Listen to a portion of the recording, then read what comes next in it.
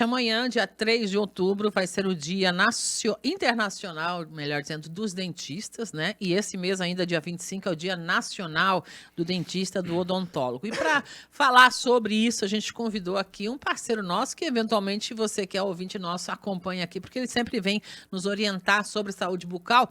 E nada melhor do que nessa data a gente ouvir também o doutor Ângelo Demarco, né? Então, seja bem-vindo, doutor, antecipando já, parabéns pelo Dia da Profissão amanhã, né?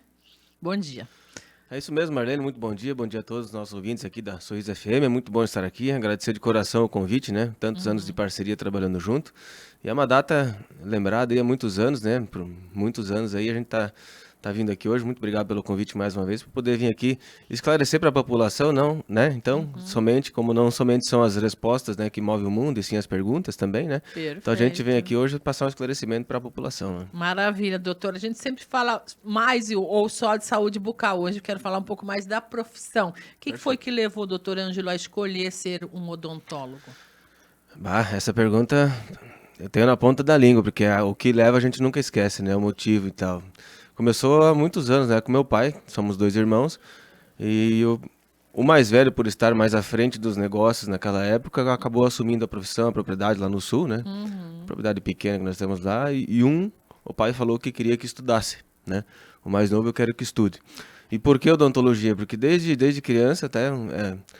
são intuições, né, de pessoas de família. Minha avó, né, por parte de mãe, comentou, quando era criança, que um dia eu ia ser doutor e ia ser dentista. Que legal. Isso eu tinha 7, 8 anos de idade.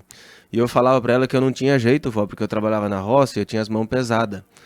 Eu me lembro, assim, isso aqui tá decorado, tá gravado na memória, é algo que você nunca esquece. Eu falava que eu tinha, vó, mas eu não tenho jeito, eu trabalho na roça, eu tenho as mãos pesadas.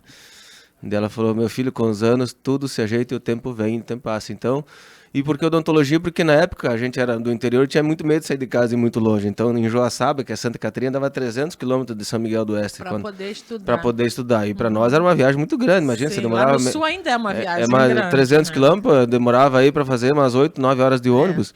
E era ali ou Florianópolis que tinha medicina, então eu queria alguma área da saúde. Então acabou sendo odontologia por estar mais próximo. Perfeito. Então estudamos 5, 10, 15 anos, 17 anos de profissão. Hoje o jeito parece que veio, né? E a avó estava certa? A avó estava certa. Sobre as mãos, porque realmente o seu trabalho exige delicadeza. Delicadeza, né, precisão, doutor? né?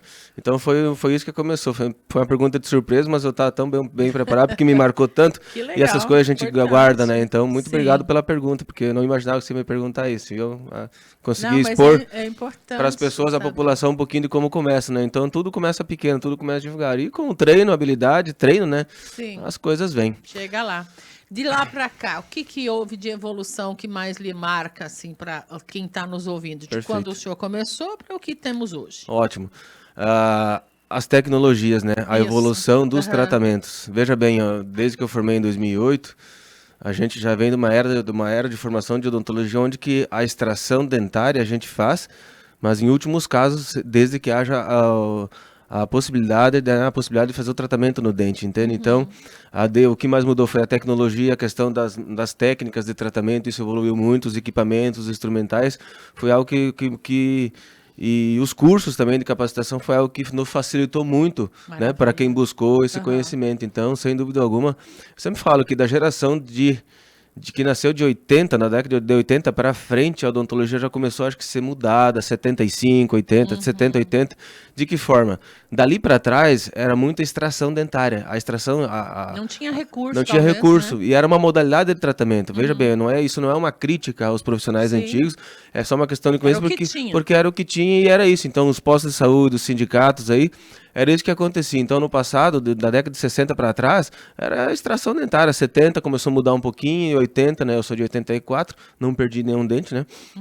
Então, daí para cá, começou a mudar as escolas, a maneira de ver a odontologia de uma forma diferente. E hoje a gente não extrai mais dente, né? Então, as pessoas que têm dentadura, que usam prótese, perderam há muitos anos atrás. Então, muitas estão fazendo tratamento. Inclusive, ressaltar a importância disso, porque a pessoa que tem uma dentadura ou tem uma ponte móvel hoje, com grampo, ela tem um problema na boca dela. Só que muitas vezes ela não percebeu que ela tem um problema. Então ela está usando isso porque acostumou, mas a pessoa tem um problema, né? Então, poderia ter uma vida bem melhor, uma com certeza. Né? E isso ressalta, essa mudança, esse salto aí nesses anos, mostra a diferença entre o que fazia antes e a prevenção, que é hoje o caminho da odontologia, né? Ah, sem dúvida. A prevenção é a melhor maneira de lidar com a situação, né? Os acompanhamentos aí desde de educação. Veja bem, se você encontrar agora, né, se eu parar alguém aleatoriamente na rua e perguntar, você gosta de ir no dentista? A pessoa vai dizer que não. Ninguém acorda, vai dizer assim, não, hoje eu tô feliz. Nossa, eu tô super afim de ir no É dentista. diferente que você acorda, ó, vou fazer uma viagem, eu vou pra academia, eu vou pro trabalho. Então, se você gosta de ir ao dentista, ninguém gosta. Então, é uma coisa que vem lá da infância, tanto que nós temos os programas de prevenção hoje para as crianças, odontopediatria, que quando a pessoa, a filha, a criança, começa com 4 ou 5 anos, começa a erupcionar os dentes, né, com pequenos meses ali, enfim, tem a dentição com 4, 5 anos, 3 anos, já começa a levar o dentista para criar cultura. Para criar a cultura para essa geração, esse medo. para entender que é um lugar bom de ir para criar e para crescer, para não ter problemas futuros, entende? A prevenção. Então a gente já tem numa unidade nossa aqui o atendimento de odontopediatria, que as pessoas já levam seus filhos com 4 anos de idade. Maravilha. Muitas vezes você não faz por cima, você senta lá, mostra, explica para a pessoa, opa, não foi traumatizante dessa vez, vai de novo, não tive trauma, vai de novo. Então a pessoa cria esse despertar e entende como uma coisa boa para a vida e vai replicar para a vida toda e depois vem os próximos filhos, a outra geração e assim vai indo, né? Fantástico. A pessoa mandou aqui, parabéns, doutor Ângelo, mãos abençoadas. Ah, que bom. E a outra, a dona Nelly, diz aqui, é verdade que o doutor tá falando, tenho 48 anos, tenho 6 dentes, diz ela, o resto é ponte e chapa, que vergonha, né? Pois é. Não é uma questão de vergonha, é uma questão de que, como o senhor explicou, era o que havia na época, Era o que né? havia. E as pessoas sofrem. Eu vejo hoje, essas pessoas que estão me ouvindo nesse momento estão comentando. Se você perguntar para elas quando foi o dia, como que foi, elas lembram exatamente como perder o dente. porque foi algo que traumatizou muito. Sempre eu comparo, quando a gente era criança, a gente brincava nas árvores e riscava as cascas das árvores, né? A árvore cresce e aquilo lá fica para sempre. Quando você faz, é uma cicatriz, né? Na árvore a gente fazia letra lá. Exatamente, né? a gente riscava as árvores e cresce, tira a casca e fica. Então a árvore cresce, mas aquilo lá nunca some. E as pessoas têm isso. Todo mundo que perdeu os dentes da maneira brutal, cruel que foi no passado, de uma forma muito radical, todas elas se lembram. Se você perguntar, eu tenho evidência disso porque eu lido com isso todos os dias, entrevista, né? Perfeito. A estética dental hoje tem um grande destaque dentro da área geral da odontologia. É possível equilibrar? E como equilibrar a saúde com essa parte estética, doutor? Perfeito, boa pergunta também. Veja bem, para as pessoas hoje que têm não somente os seus dentes naturais, mas desde a reabilitação, com as pessoas que perderam todos os dentes, a gente coloca hoje como uma reabilitação, ou seja, a gente reabilita aquela pessoa com dentes para que ela fique o mais funcional possível. Então, a questão da função, mesmo as pessoas que têm dente hoje, falando de estética, vai colocar lente de contato ou facete de porcelana só para ficar bonito. Na verdade, o objetivo principal de uma reabilitação, de um tratamento desse, é devolver função. Ajustar a mordida. Perfeito. As guias, porque como eu já mencionei, cada dente superior ou inferior tem um ponto específico para tocar na parte de baixo. Então, as duas partes, elas só funcionam bem se estiverem integradas e associadas, homologadas entre as duas. Ou seja, o que acontece? Passou disso, a pessoa que tem, depois vai fazer um tratamento de lente ou faceta, o objetivo principal é devolver função, é devolver a mastigação, os pontos de contato, e como consequência disso fica muito bonito. Perfeito. Então não tem como ficar feio, a gente faz uma reabilitação para ficar funcional, mas o bônus é a estética que vem junto com isso, né? Não é o principal, mas acaba sendo um agregado importante. Perfeito, né, que como consequência vem isso.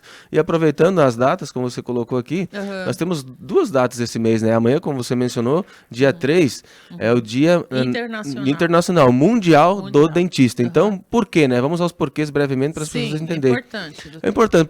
Por que é essa data? Porque em 1840...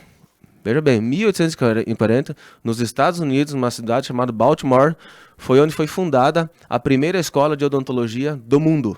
Tá? 1840. Então, até então, a odontologia ela não era tratada como uma profissão independente por profissionais. Sabe quem que praticava odontologia antigamente, muitos anos no Brasil e fora?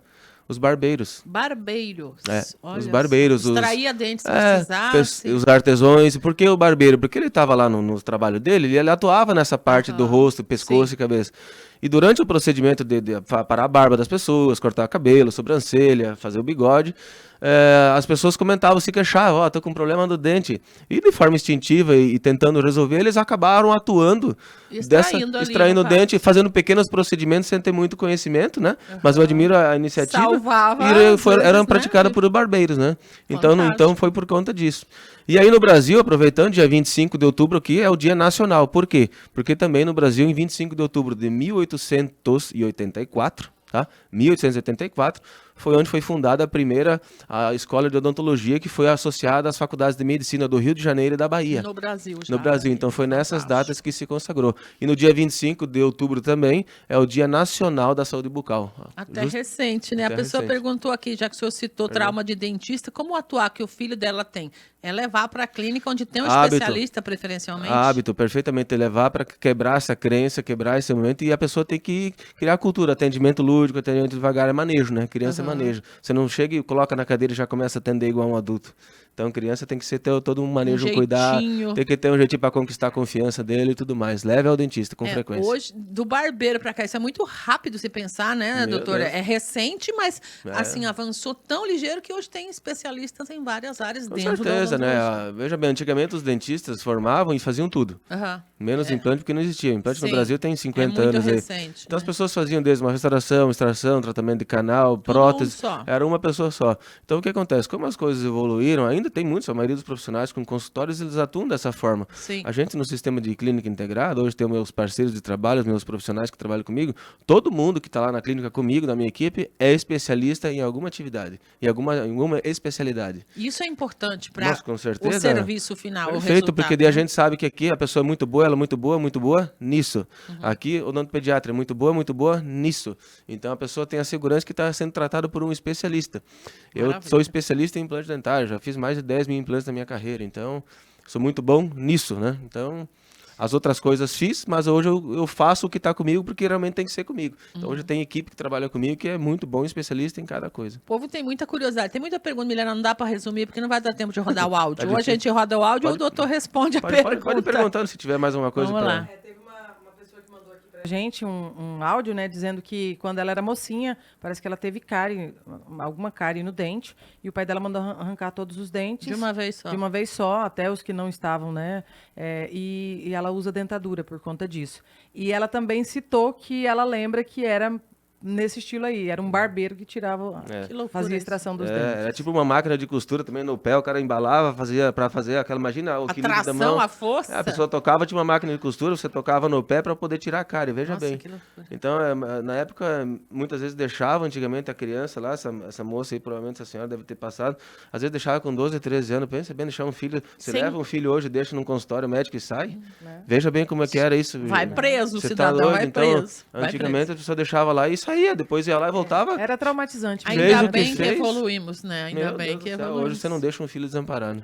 Por outro lado, doutor, a gente vê assim que teve várias coisas, né, no passado que ainda agora que as pessoas estão tendo essa preocupação maior com relação aos dentes, né, a recolocar e tal, mas a gente tem um avanço em relação a outros países, né? Eu tenho amigos que moram fora do Brasil, principalmente na Europa, em que eles identificam o brasileiro pelos dentes bem cuidados. Perfeito. Tanto que é estatístico isso, os melhores dentistas do mundo estão no Brasil. Parabéns. Vocês sabem por quê? Porque aqui existem as melhores escolas de graduação do mundo. O brasileiro é considerado o melhor dentista. Os americanos, tanto que agora, acho que de um tempo para cá, para não falar, mas antigamente, até um tempo atrás, a odontologia lá, acho que nos Estados Unidos, era praticada por médicos.